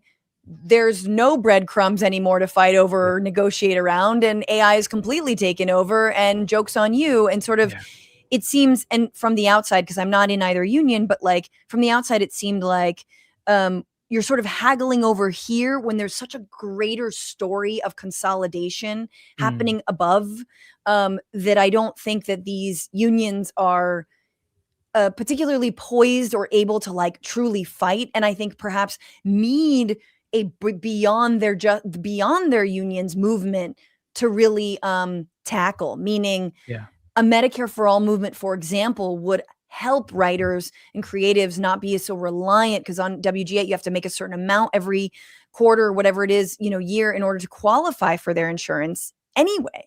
Things like that. So look, I always try to not be critical of the folks who are going to pay the bills if the merger goes through, because like this merger goes through, I'm going to be very sad, right? I but I have a job, and I can feed my 2 kids, and take care of my family. And if you look at what David Ellison did after Skydance bought Paramount, there was some really dark stuff, that happened. There were women who were fired, 7 months pregnant on the day their baby was due during maternity leave, according to posts on Reddit. You had, we had a writer stand up named Alicia who was like, I got pushed out when Ellison came on. My severance is out. My unemployment's about to run out. Haven't paid rent for May. It's like middle of June. But guys, don't feel bad for me, because it was so bad the way they treated us once the Ellisons took over that I am better now. And so like it's better to not be anywhere near their companies. Right? And so, but I will say this, which is, a lot of people say, oh, the writer's strike. And look, like everyone lived that reality. I did not live in LA, but what I see zooming up, I think the writer's strike was used in many instances as an excuse to say, oh, we can't work here. Guess we got to go to Croatia. Yes. I guess we gotta fire everybody who we made lots of promises to, and the astonishing thing that, I'll say beautiful thing that's happened is that these unions have won some of the very few like non-milquetoast, non-bullshit, blue collar, blue ribbon commission protections against AI of any unions in the country, right? Like you're a craftsperson at IA, they literally can't force you to run a prompt that's going to put someone else out of work. Right. You know, you're a background actor, blue collar work. They used to be tapping people on the shoulder, and the Ellisons love AI. They're all about this stuff. All these studios, including these guys, were tapping people on the shoulder, sending them to a tent, scanning them head to toe, scanning them nude, making them emote. And then people would be like, what's this for? They'll be like, oh, I don't know. Am I going to be paid? Oh, maybe $25. What's this for? Oh, no. Or, and then people would literally see themselves in the movie in scenes they didn't participate in. Oh my God. And SAG-AFTRA stopped it. Yeah. Okay. Like there is a bright line rule that says you can't do that. You got to tell people, you got to get their consent. You have to pay them for this. And look across the country. So many politicians, especially here in DC, are like, we need guardrails against AI. And what the unions have won is no. The right to say, no, you cannot do this, period, full stop. Yeah. And so look, Writers Guild has been amazing, just fire breathers. I will say the Teamsters are now being more vocal against this. That's great. Because, they, as you saw, the head of the Teamsters had a close relationship with the president. That's right. And he got exactly this. He did a fat goose egg for those people watching. So and SAG-AFTRA just made a statement in opposition. Wish it could have been a little stronger, because I don't think this thing is going to be solved by some settlement or some promises. But I think we're on a good trend line, and my hope is that we get more and more of these folks speaking out. So how does that happen? How can we get involved? Like what's the likelihood this is going to go through, and how can people try to stop it or amplify, the voices that you guys are amplifying as well? Yeah, look, so I actually made a point of opening up the comments before and like putting it right under my screen. And I looked down quickly, and one of your viewers is a stuntman, right? And I'm sure some of your other viewers in LA work in the industry or elsewhere. I actually think what would be really, really powerful for the folks for people who are watching, literally just pick up your phone, do a direct to camera, and say, hey, I worked as a driver for the motion picture division for this many years. It was great work. This is what happened, when Disney made its last merger, bought Hulu outright, 100%. That's right. They shipped their job to Canada, right? Yeah, or someone else stands up and says, yeah, I run a catering business, or what happened in LA, I run a temp business. After the merger, they consolidated vendors, which means they made me pay $6,000 for the privilege of getting my invoices paid. They made me use their background checks as opposed to mine. They charged me 3x that. So your folks telling their stories direct to camera on Insta, on TikTok, video, please, right? Not famous people, not people with 9 zeros after their name. Sure. I think people need to know what's at stake, because as you mentioned, that New Republic article, that's what I think people are missing. And look, the other thing is real easy.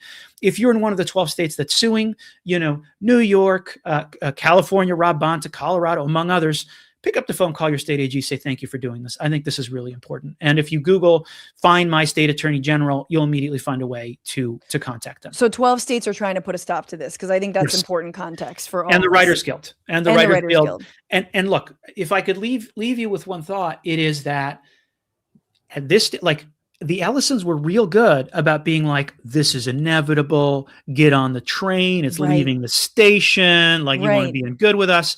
There are more ways that this fails than this goes through, because there's not just the state AG suit, which has three counts. There's a Writers Guild suit, which has 3 other counts. There's a suit like in Delaware accusing the Ellisons of bribery, which is an illegal thing, last I checked. Right. I love that it's in Delaware also. It's like, isn't that the state with no taxes? Chancery Court. That's right. And then lastly, the money's just not working out right. Oracle stock is through the floor. The trial is scheduled such that like they might lose, and before they get a chance to appeal, Warner Brothers, Mr. Zaslav, could walk away with a cool $7 billion from Larry Ellison's pocket that he can spend on other stuff. So this is not. Sorry to interrupt you. That I think is really interesting. Is like it's so much money that the Ellisons would be shelling out for this. You write, 13 times the amount he paid for Paramount. He's loading up the combined company with almost $80 billion in debt.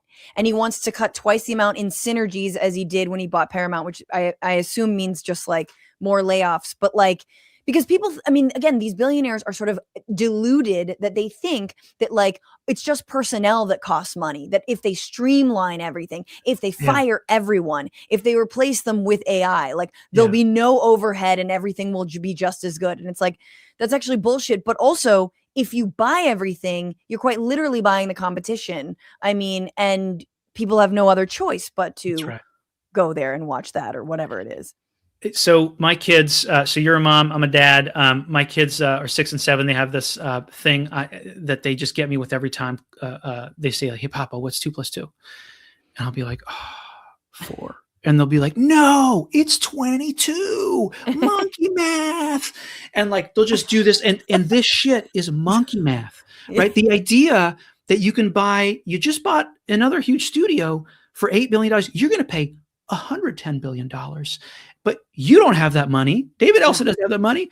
So he's going to borrow another 40 billion, add it to the 30 or 40 that Paramount already owns. He's going to be servicing $80 billion in debt at God knows what interest rate, right? But he also wants to put out more movies than any single studio has ever put out in in modern filmmaking. And it's monkey math. It just does not add up. And like Fitch just downgraded his credit to junk status. So like, like you need to like, what's the Wizard of Oz thing? Like peel the cloak, pull down the veil, whatever it is. The smoke and mirrors need to part, and people need to understand that billionaires aren't like magic.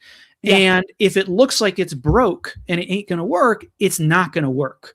Lastly, I know you got to go. Is there a place if people are watching or listening and have a story to tell that they can send that story? Yes. So you can go to blockthemerger.com, add your name to the site. It's kept up by the Future Film Coalition, extraordinary organization.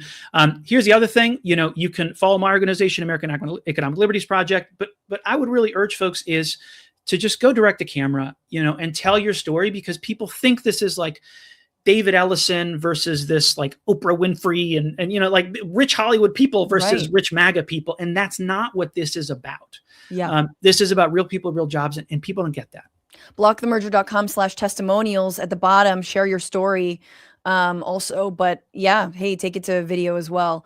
Alvaro Bedoya, thank you so much for joining me. Thanks for having me. So enlightening. And everyone, economicpopulist.substack.com is a Substack, and it's great. And there's some testimonials there as well. We'll link to that in all the show notes. Take good care. And that's a good joke that your kids have. So gets me every time. Monkey math. Monkey math. That's been always my math. All right. Take care. Be well. Hope to see you again when we block this thing. God, this is so depressing. This is sort of the reason that all my friends out here are like, I don't know if I can be here anymore. I don't know where the next job is coming from. I don't know what's going to happen. Thank you all so much for your comments and all the things. I'm going to read a couple of them. Let's see. Yes, I'm very happy that I had Caroline as my guest. Real Britain says the centrists have started trying to sell an expanded version of Obamacare as if it's the same thing as Medicare for all. Don't get me started. Oh my God, don't get me started. It's so funny. This is the thing, is that like Abdul El-Sayed's clarity when talking about Medicare for all is so terrifying to the status quo, because he's making it so clear that like it's actually pretty easy and it makes way more sense and it's super simple. And like before it was sort of like, that's Bernie rattling, but like Abdul is younger. He's knock on wood, going to be a senator. Like he's that young blood, that young energy, and he's like breaking it down in a way. And he's a doctor. Like he is breaking it down. And they are all the consultant class, all the fucking, oh my God, you probably can imagine behind the scenes what the healthcare industry is doing right now. They're serving up their op-eds. They are, I, as you all know, did an MSNBC special all about Obamacare that was effectively, and healthcare in America, and was effectively looking at how expensive it is and how nobody can afford even Obamacare, and how it didn't go far enough, and how people are still going bankrupt or going without care, and how complicated the billing systems are, how you can be in the same hospital, in the same building, and go to the 6th floor, and the services on that floor are not being covered by the same insurance, and you can get strapped with a bunch of medical debt. Like, it is still a massive problem, and fools are out here trying to be like, well, if we just expanded Obamacare, like, no. They have forfeited the right to care for Americans, period, point blank. And we all know that wielding healthcare over you all and us is a form of control. I'm sorry, it's a form of control that the capitalist class uses to say, don't search for a better job, don't leave your current job, stay here and be unhappy, because healthcare. Imagine actually what it would do to the economy if you could say you release people from these horrible, trade-offs of staying in a horrible job for healthcare. People might start their own businesses. There would be a boon to the economy in so many different ways. This is just my favorite comment of the whole hour. What if we want kids after we die? Speaking of IVF, I love that. Yeah, I think I should just leave some behind for people, for the Frantifa to continue in the apocalypse. Lux Loomis, thanks for the super chat, says, I hate seeing certain white leftists doing a victory lap over AOC's anti-woke heel turn. I don't know which white leftists you're talking about. I've maybe an idea. But this is my other thing about people who are mad. Nobody was on board with defund the police. I am one of very few content creators, online leftists, who is firmly pro defund the police. Mark my words, okay? Like, I could name a few more, right? Folks who've been on my show, people I've platformed, but mostly it was the movement. It was the organizations. It was the organizers. It was the communities who were saying, this is a bad use of our money. But sadly, not a lot of those people made it up. And I'll name it even still. I think that, like, at least here in Los Angeles, DSA was not up on the BLM movement. DSA was not strong when it came and when it comes to racial justice. It's a blind spot, right? Like, we see a lot of like class reductionism happening in our movements. And I think 2020 was an opportunity. Some people took it, some people didn't take it. This is not, a lot of this is water under the bridge because we've got a collective fight against fascism. But part of that collective fight is truly understanding how the criminal justice system is incarcerating and murdering Black and brown Americans at a ridiculous pace. And it has everything to do with capitalism. It has everything to do with private prisons, in addition to social control. It's about social control. It is about enforcing the color line, right? It's about all the things that we've spoken about, and that, if when you read The New Jim Crow by Michelle Alexander, and we need to take it very seriously. And if the left if we want to have, let's say, one day, a DSA of the South, you know what I'm saying? A DSA of the South, we have to get very real about Black Lives Matter, about defund. We have to get very real about criminal justice reform, about steps toward not full abolition, but reform. It is about rooting this in the movements around criminal justice reform, around Black American civil rights, on and on. Like, that is where it has to go. That is how you get a truly, and then, all the fucking centrists, what's his ass face? The congressman, oh my God, I'm blanking on his name, sort of the gatekeepers of the South, if you will, who are always like, no, Black Americans, they're centrist. All that goes away, but it has to do with organizing. You guys all know I love Reverend William Barber III. I think his Poor People's Campaign is exactly, and that kind of politics that's the kind of intersectionality that we really need. Anywho, thank you, Monkey Monk. Francesca is who I hoped AOC would be politically. Look, I call her in, not out. I think she is, I still stand, of course. Francesca, thoughts on the wig and Boebert's son being arrested? Dude, Boebert's son being arrested is wild. I don't know about the wig. It's been so long, y'all. Let's see. Moondragon says, Trump and El-Sayed are both first-generation Americans. That's right. Vetras Varna said, I got attacked by 2 Marine bikers for wearing an Abolish ICE t-shirt. This was insane, and they couldn't even land a meaningful punch. How sad. We've come to this pathetic weak sauce bullshit. I'm sorry, Vetras. Geez, that's terrifying. I hope it wasn't my t-shirt, because it's very small, so they'd have to squint. But I do have Abolish ICE t-shirts. Fuck them, man. They're just sad they got rejected from ICE. or all their friends are in ICE and their family doesn't talk to them anymore. John Davis says the police do not need to look like they're cosplaying the troops in Fallujah. They need a decent wage and benefits, lots of psychological testing. So I say demilitarize the police. Amen. Amen, man. Demilitarize is another way of saying defund. Why? Because it takes the toys away. It takes those toys that were meant for war away from domestic enforcement. So demilitarize 100%. And it is linked to gun control as well. You know, one of the arguments to have all these toys is that, you know, the populace is so armed to the teeth. Well, fucking, it's linked to, you know, the March for Our Lives as well. It's linked to gun control.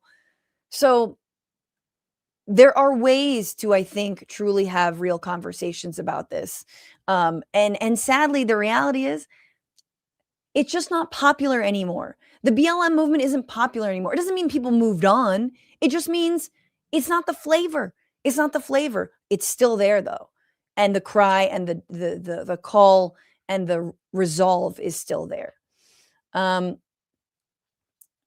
Let's see. Thank you, Moondragon, as well. Your anniversary. Thank you, Donald James. Let's go, Francesca Hong. We got to see some results pretty soon, I guess.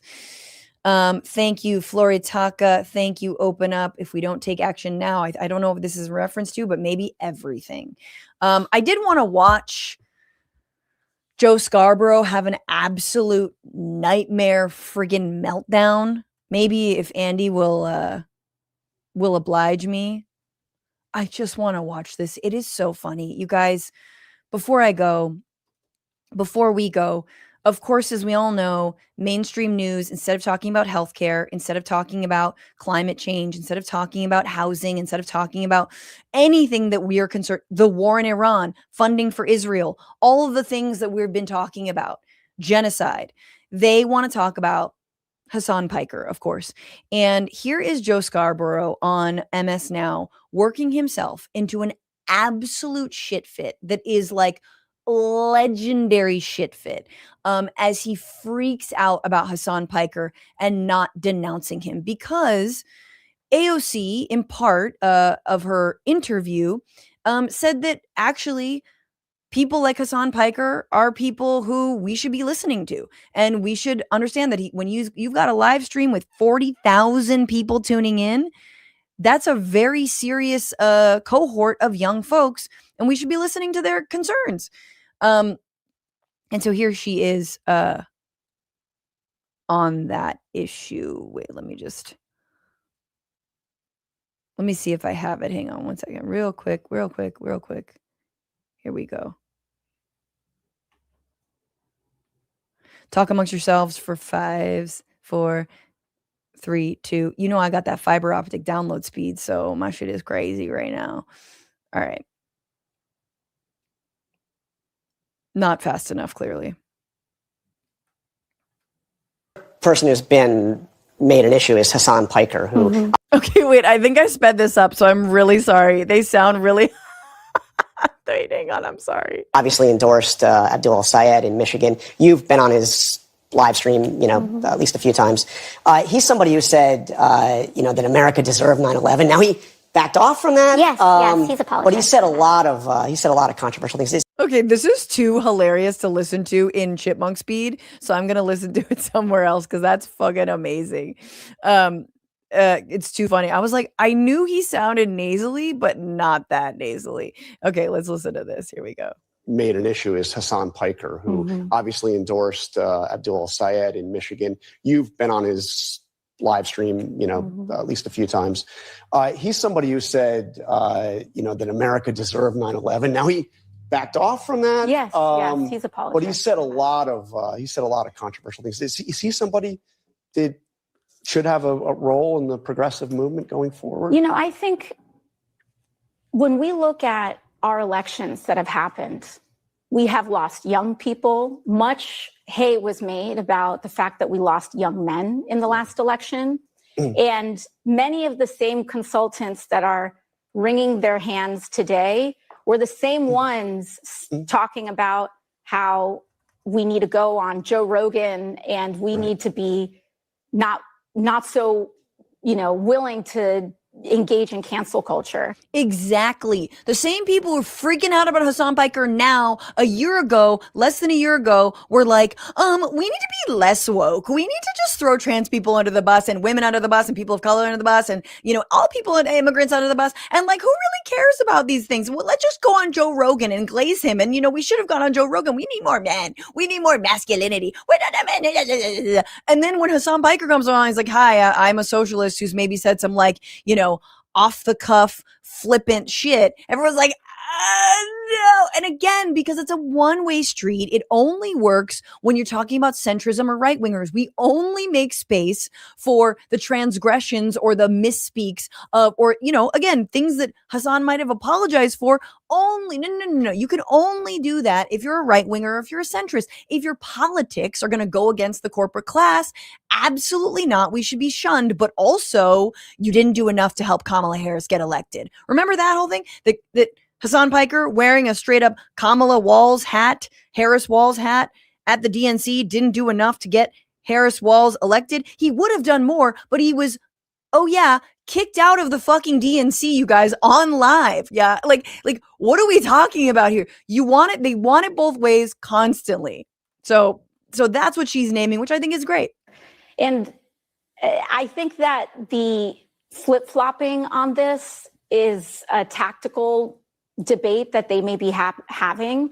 I think the fact of the matter is that Democrats can go on Joe Rogan, Democrats can go on Fox News, Democrats have a responsibility to build a winning coalition, and young people are engaging in mediums and conversations that we have a responsibility to attend to and be responsive to. Okay, that I thought was perfect. She goes on, but we can't. And then Joe Scarborough of MSNOW has an absolute nightmare freak out about AOC saying like, look, I don't think we should cancel this person. I think we need to listen to the audience that he's clearly has and, speak to it. Young people actually matter in this party. Oh, you have to just turn a blind eye to people saying that women getting raped on October 7th didn't matter in the grand scheme of things. No, Americans aren't going to support that. This is not about me. This is about the Democrats, once again, fumbling the football on the 2-yard line when they have a chance to make great gains, but being so woke, I don't know if you want to call it woke 1, woke 2, or woke 3, but being too woke to call out the obvious. Okay, there's just so many things this former Republican gets wrong, and it's so funny. You're like, technically the anti-woke thing, if you hate wokeness, would be to actually not care about rape. But that's not, okay, anyway, just slightly pointing that out for you. And also, there isn't good evidence that there was rape on October 7th. I just want to, once again, something we've been gaslit about for years now, okay? Screams Without Words, the New York Times article, was not vetted to the point where even the Daily, or whatever the podcast, New York Times podcast, did not feel comfortable citing it because it was not corroborated. Okay. And that was all we have. I've talked about it on this show before.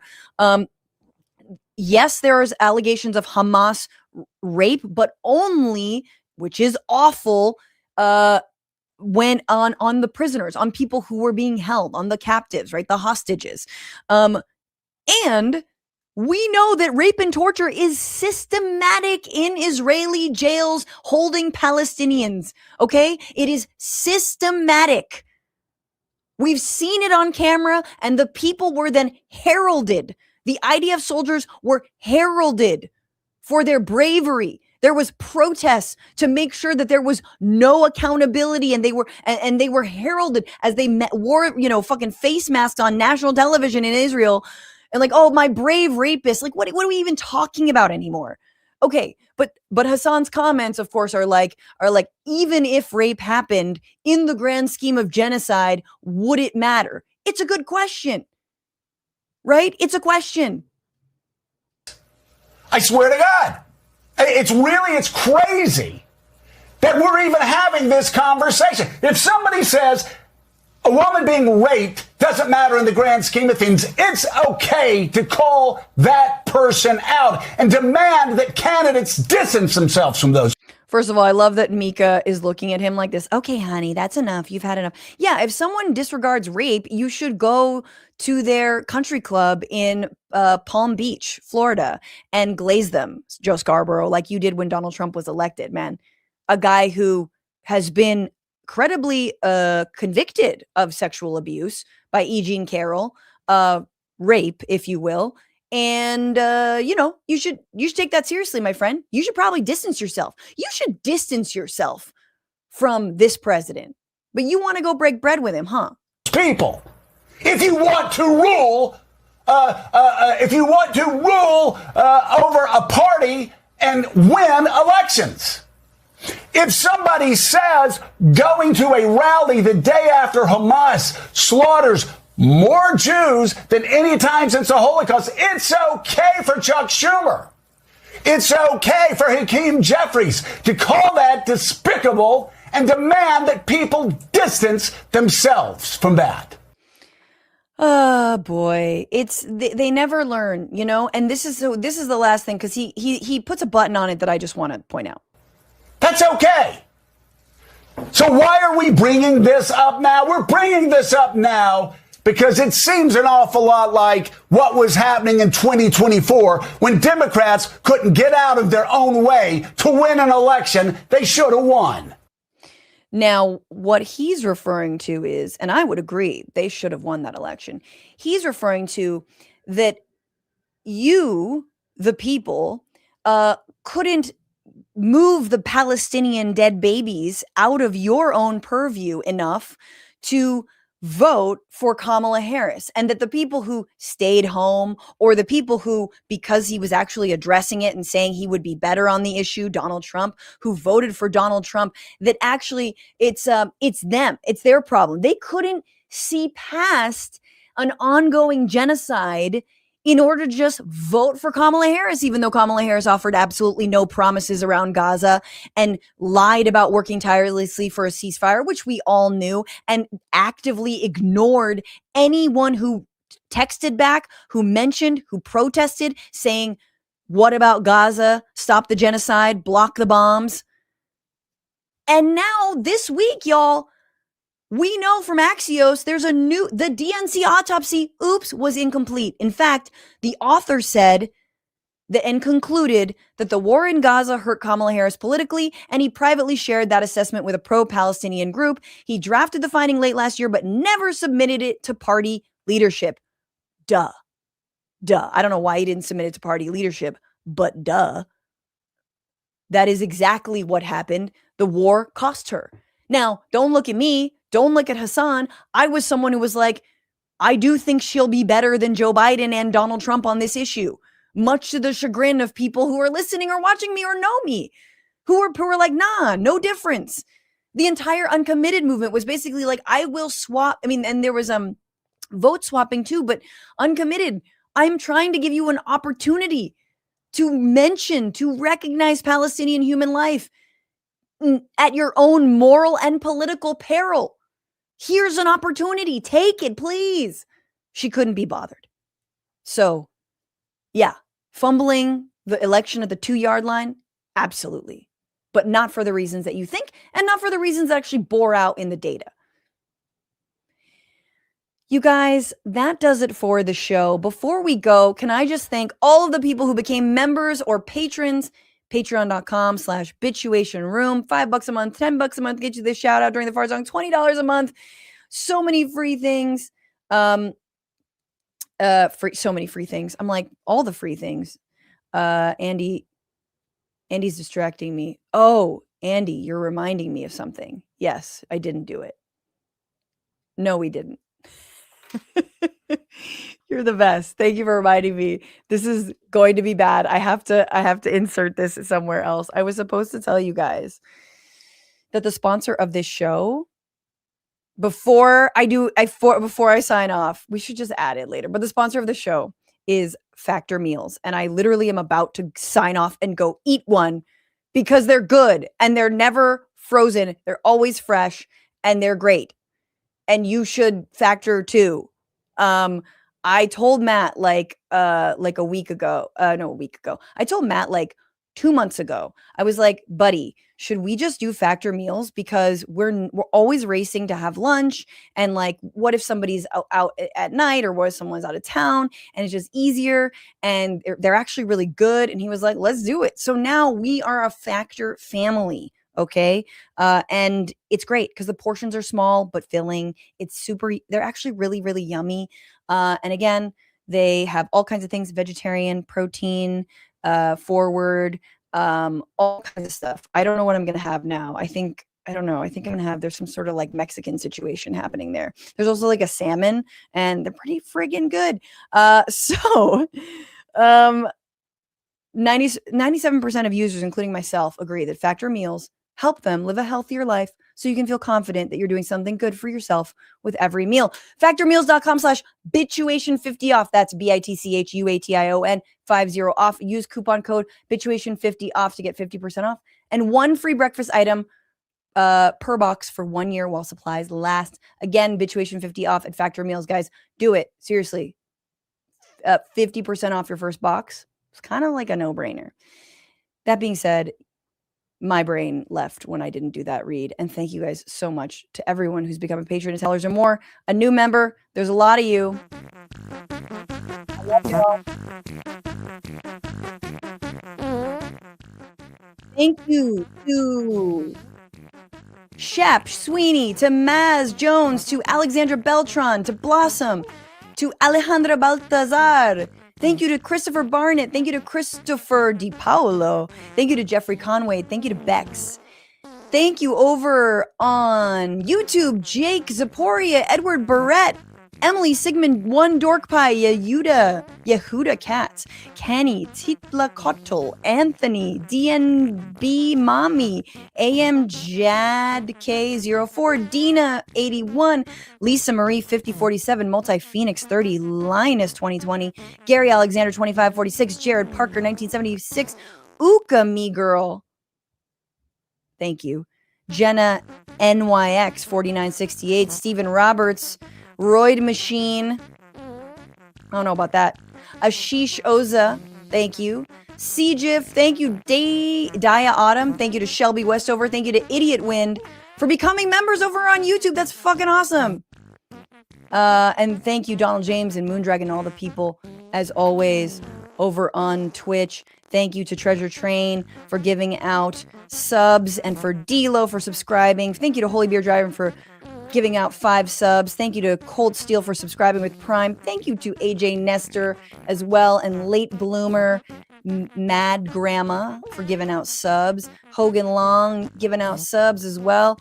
Starting that hype train, and thank you Holy Beer Dragon for resubscribing, and Fascist Killa as always killing it. All right, guys, that does it for the very, very long show. Hope you enjoyed it. Thank you to Andy Vasoyan for reminding me to do that read. Thank you to Paige Omek and to Brent Godin. We'll see you next Tuesday or Thursday. See you on Thursday, hopefully, if I can nab Emma Vigland, 1 p.m. Pacific, 4 p.m. Eastern. Until then, fight the power, fuck the patriarchy, free Palestine, and don't just bitch about it, be about it. Bye.